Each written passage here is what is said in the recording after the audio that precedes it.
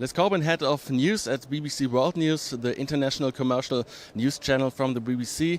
Tell me, how often does Prime Minister Theresa May call you to tell you what you should broadcast? Never. She has never called me up, and she never called any of my colleagues up either. But isn't BBC World News as an international channel in some kind instrument of foreign policy or representation for Great Britain? No. BBC World News is a completely independent news organisation, news channel. Our editorial standpoint is one of independent journalism. And our viewers know that, our audience knows that. The BBC's been doing this for nearly 100 years, so we know something about independent and rigorous journalism. But I think you wouldn't broadcast anything that is totally against British values.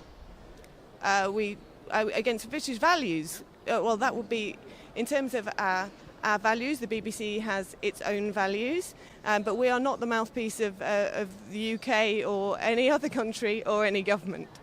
But what are the consequences for you that more people doesn't trust the media anymore? I think we're entering a new era now where trust in the media is something that has been diminishing, and that's a great shame. And it's certainly something of a challenge that all of us in the trustworthy media need to take note of. And I would say the BBC is still the most trusted news brand in the world. That's a place where we're very proud to be, but also somewhere which we need to stay at. And that means that we need to adapt to the way audiences are changing with how they interact with the news, how they get their news, the wide variety of sources that they're getting their news from. And we need to continue to remain relevant, accurate, impartial in that landscape. Is it complicated to explain the Brexit to the rest of Europe who says, how can they do this? I think as I've travelled around Europe, I have heard a different view to the one that you hear in the UK. There is often disbelief that the UK would leave the European Union, but that is actually only amongst one kind of group of people. And I think the European Union as a whole, the people across the European Union have a wide variety of views about what the EU is for and where it should be going.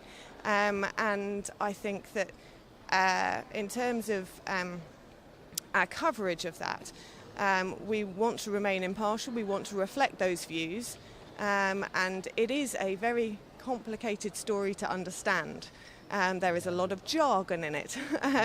The single market, the customs union, the backstop. All of these things are very hard for audiences who are not seeing this story or working in this story day in, day out to get their head around, and that's what we're there for. Do you fear that after Brexit the interest in a British BBC view of the world will decline?